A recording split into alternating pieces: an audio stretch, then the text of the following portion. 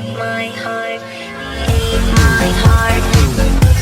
I love that girl. Kamila Valieva spoke about the role of her mother in her sports career. You always emphasize that your mother helps a lot and always helped in sports. Do you think you could have walked this path without such participation? No. Absolutely not. She signed me up for dances, made sure that I did the exercises that helped me in the gym. Now I have already formed a habit. I understand that in order to achieve plasticity, I need to go dancing, pump up muscles. We've been doing a lot of off-ice development. She helped me a lot. I did choreography twice a day. I went to the Moscow State Academy of Choreography for training. I would like to thank my mother for this great work. She spent a huge amount of time on me, and it all paid off. I hope it made her happy. At the most difficult moment in your career, you found yourself without a mother. How it was? Did you still feel this support, or was it really lacking at that moment? I really didn't want to disturb her. I filtered what I wrote to her, called. I needed communication. I communicated, but very carefully, because she is going through a lot. At that moment, I myself have so many experiences, so I carefully communicated with her. For the most part, I said everything I think about the whole situation to Mark Kondratyuk. But I tried to get the biggest support from my mother, but at the same time to be careful with her. Valieva said in the Free Program podcast. Valieva said what motivates her to continue skating after the Olympics. I don't know why, but for the first 6 months after the Olympics, I thought that it would be incredibly difficult to continue, not to think about everything that was written and said then. Then you grow, your body changes, you go to training after a rest, and you understand that you can't collect a triple jump. You just go for a triple toe loop and it's gone. Over time, when you slowly recover, go to competitions with the audience, you understand what tremendous support you have not only inside a small number of people, inside the coaching staff, family and friends, but also outside. People really believe in you, they want you to skate. And immediately inspiration comes, and desire comes. I just set new goals and go towards them calmly, slowly, and trying to make the path a long distance, not a short one. Eteri Georgievna spoke about your personal growth.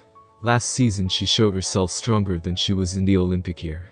Even after one of the rentals, she said, "Oh, if I had these qualities then." What qualities are we talking about? It is very pleasant that Eteri Georgievna singled out this. It means everything is true. I guess I started to worry less if suddenly something didn't work out. I started to get more serious about preparation. I feel and hear my body more.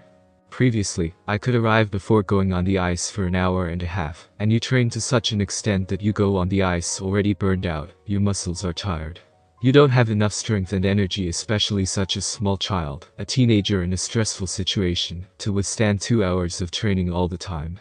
Now I feel that if I'm ready to warm up, then it's no more than 30-40 minutes. I feel my body more, and I just matured. This is the most important thing," said Valieva. You came to popularity quite early. And when did you realize that you are really doing something very well? Probably only after the Olympics. I was very afraid to feel it before the Olympics. It seemed to me that I would stop working on myself. But still, just by reviewing my programs, I understood that I was doing well. Do you review all your skates? Or just the good ones? Well, no, sometimes I also watch bad ones, but I can't review some programs, I just don't want to. When I don't need to. For example, the free program from the Olympics. I did it. I watched it 3 times on purpose, with tears in my eyes. I looked, because I needed to do this in order to close the gestalt, how it looked from the outside and what I had inside.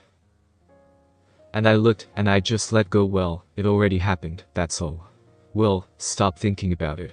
I understood that if I flew to Moscow even for a couple of days, which was impossible then because of the COVID, but it seemed to me that a change of scenery would help me breathe a little. You are so fresh on the commander. Have you fallen? All is well, in PM it will be better. And when you are in this for another 10 days and at the same time you have some loads from behind, you understand that some athletes in the canteen look very strange, turn around, and you can't help but think about it. And you understand that she seems to be a strong girl, but it was so hard for me to jump because of what I built for myself and because of what fell on me. So a change of scenery would be nice. When you wake up every morning and don't know if you will participate, how to go out and, for example, jump rope in the gym. It was quite normal. At first, I was even afraid to go to the gym, because they told me, you should not appear there for training. At first I was suspended. I woke one day, and the second day I went to train. This is for me, on the contrary, some kind of relaxation. I work, everything is fine, I jump rope. This routine calmed me down. But the worst thing is when you go to training, and there, instead of several photographers, there is a whole arena of these clicking cameras. Whatever you did, they took pictures, everything was posted. You are already accustomed to being under cameras, but right to such a state. I looked like that all the time and thought, God, Valieva said. What is your interaction with coaches now? How often do you offer programs? Perhaps you are arguing. There is no such thing that I drove up and said, I decided, I will roll this. No, I try to talk to them somehow. Sometimes there are arguments, but I think that's normal. They began to treat me more not as a small child who will not do his task, but simply as an athlete who already knows what to do to warm up, skate an arbitrary, something else. There is no such wild total control that was before. Make so many connections and so on. They began to understand more. I hope this is my feeling that I am also growing up, and also doing the right thing sometimes. You have 3 coaches. With him is it easier for you to resolve the issue? The direct question needs to be resolved immediately with the Terry Georgievna, Tubberts. This is 100%. Well, with whom is it easier for you to communicate? Here with Daniel Markovich, Plakengos. I can directly tell him everything. Because he's younger. He communicates more with us. And you somehow to him. I can't say that we treat him like a friend. No, after all, the subordination is observed. This is the coach. But it's just that at some points it's interesting to talk with him on some topics. It's interesting to know his opinion. It is also sometimes very interesting to talk with the Terry Georgievna, which was not so possible before. Previously, there were trainings, but now we can still talk about various topics.